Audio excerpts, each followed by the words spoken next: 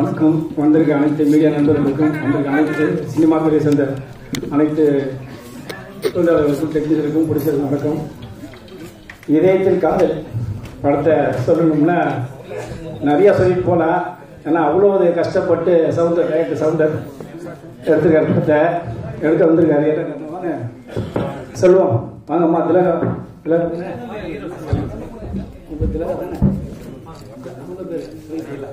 அகிலா, செல்வம், தீபக், சவுந்தர் இவங்க 4 பேருமே நம்ம சங்கத்துக்கு வந்தாங்க. வந்து இப்போ எப்படி வந்து பேர் நிற்கிறாங்களோ அதேமாதிரி வந்து படம் பண்ணுறதுக்குள்ள எல்லா இதையும் கேட்டாங்க. கரெக்டாக சொல்லி கொடுத்தோம். என்ன ஒன்றுன்னா பாருங்க, சிரிச்சுக்கிட்டே இருப்பார். இவர் சிரிப்பை தவிர ஒன்றும் தெரியாது.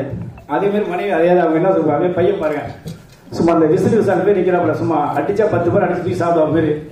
என்னன்னா இப்போ படத்தை வந்து ரொம்ப அருமையாக கொண்டு சொல்லி என்ன டிசைன் பண்ணாங்க. இப்போ சவுந்தர் தான் ரொம்ப அனுபவசாலி. இப்போ அவர் ஏகத்தின் சார் சொன்னார், மிகப்பெரிய அனுபவசாலி. பேப்பர்லேயே நீங்கள் பார்த்துருப்பீங்க, அந்த இதில் இன்விடேஷனில் 40 பேரை கூப்பிட்டுருக்காரு. இது வரைக்கும் எனக்கு தெரிஞ்சு 35 வருஷம் சினிமாவில் இவ்வளோ பெரிய ஆளை கூப்பிட்டு ஒரு ஃபங்க்ஷன் தான் இதுதான் ஃபர்ஸ்ட்டு. வேறு யாருமே கிடையாது. நீங்கள் எழுதியெல்லாம் வச்சுங்க, அது சிஎம் மீடியா இருந்தாலும் சரி, பிஎம் மீடியா இருந்தாலும் சரி, எந்த அரசியல் மீடியாவும் இவ்வளோ பேர் யாரும் கூப்பிட்டதில்லை. இவர் கூப்பிட்டுருக்காரு. காரணம் என்ன, அவ்வளோ அனுபவம். இப்போ இந்த படத்தை வந்து என்ன சொல்லும்போது என்ன சொன்னாருன்னா, சார் நான் ஒரு படம் பண்ணுறேன், நீங்கள் தான் ஃபுல் சப்போர்ட் பண்ணுங்க, கண்டிப்பாக பண்ணுறேன் அப்படின்னு. என்னன்னா ஒரு என்கிட்ட வந்து சங்கத்தில் வந்து டைரக்டர் கார்டு எடுக்க வந்தார்.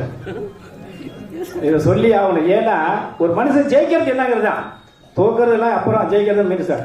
அப்போ என்னோட சங்கத்தில் டைரக்டர் கார்டுக்கு 10,000 ரூபா 1 மணி நேரம் உட்கார்ந்தார். ஏன்னா இந்த படத்தை ஜெயிக்க வைக்கிறதுக்கு காரணத்தை சொல்ல வர, வேற யாரும் தப்பா நினைச்சுக்கலாம். அப்போ 10,000 ரூபா சொன்னோன்னே, சார் என்னால் 10,000 கட்ட முடியாது சார், எனக்கு இது என்ன சார் கொடி இல்லைப்பா, இது வந்து பில்லு போட்டால் கரெக்டாக கொடுக்கணும், எல்லாம் முடியாது அப்படின்னு. இல்லை சார் சொல்லி 1 மணி நேரம் உட்காந்துட்டார். ஆனால் ஆக்சுவலாக எந்த சங்கமாக இருந்தாலும் ஒரு கமிட்டி போட்டு கூப்பிட்டு எதாவது முடிவு பண்ணி எடுக்கணும். திடீர்னு இவர் நின்றுட்டு இருக்காரு, ஒரு போகல.